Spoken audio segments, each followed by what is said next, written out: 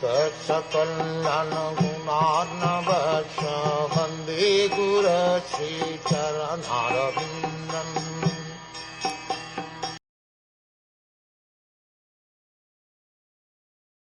Pretentiously religious householder life, in which one is attracted to material happiness and thus also attracted to the superficial explanation of the Vedas, robs one of all intelligence and attaches one to fruitive activities as all in all. Persons who identify with bodily existence are attached to the fruitive activities described in the Vedic literature.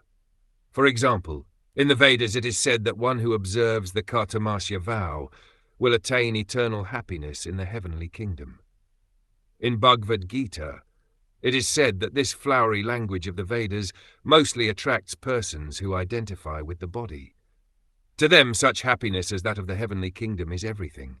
They do not know that beyond that is the spiritual kingdom, or kingdom of God, and they have no knowledge that one can go there.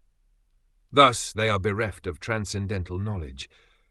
Such persons are very careful in observing the rules and regulations of household life in order to be promoted in the next life to the moon or other heavenly planets.